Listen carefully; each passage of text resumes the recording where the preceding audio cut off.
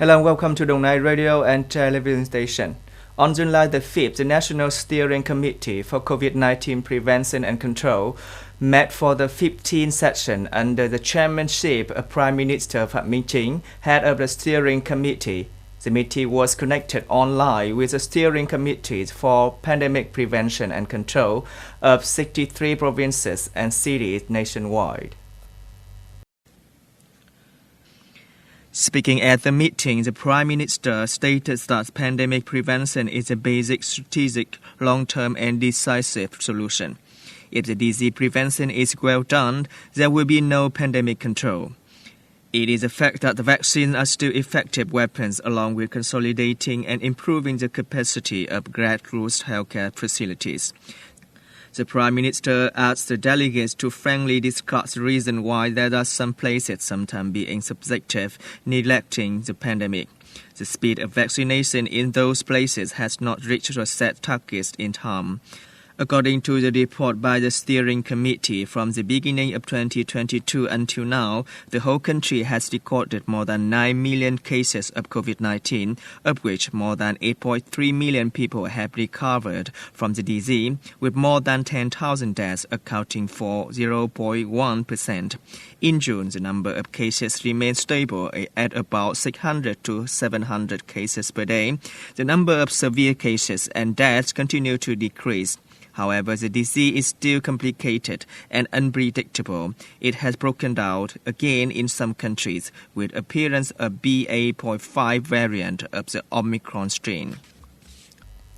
According to the report from the Ministry of Finance, by the end of June 2022, 100% of organizations and businesses across the country have converted to use e-invoices, with the number of e-invoices issued reaching more than 536 million bills. In particular, there are more than 851,370 organizations, businesses, branches, and more than 65,570 households and individuals doing business with paper invoices have converted to the electronic ones. Previously, in the end of November 2021, the Ministry of Finance and General Department of Taxation announced the implementation of a pilot e-invoice system in 6 provinces and cities: Hanoi, Ho Chi Minh City, Hải Phòng, Quảng Ninh, Bình Định, and Phú Thọ. As a result of piloting period, the application of e-invoices has been implemented officially in 57 provinces and centrally run cities since April 2022.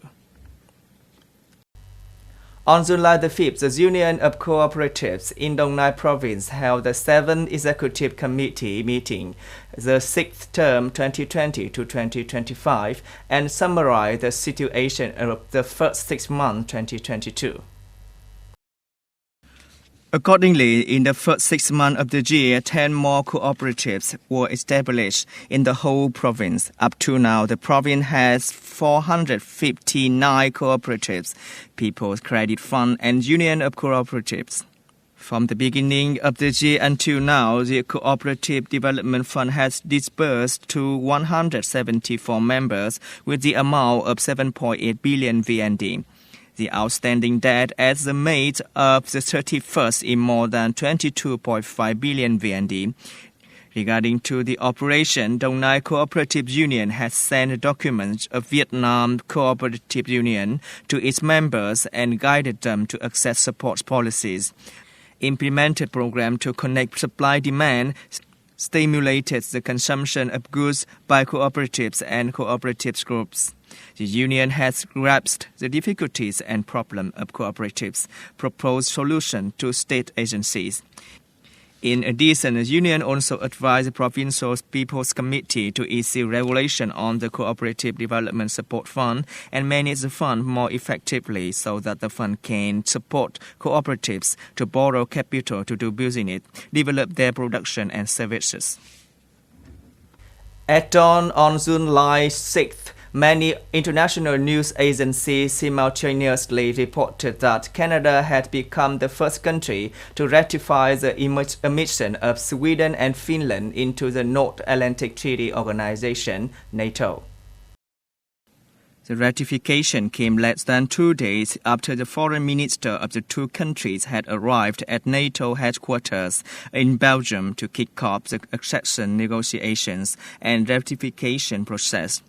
Representatives of 30 NATO members then signed the accession protocols, paving the way for the ratification process in the member countries. Explaining the fast ratification, Canadian Foreign Minister Melanie Joly said Canadians want to be the first to do so. As a rule, a candidate must receive the consent of all existing NATO members before they can join the organization.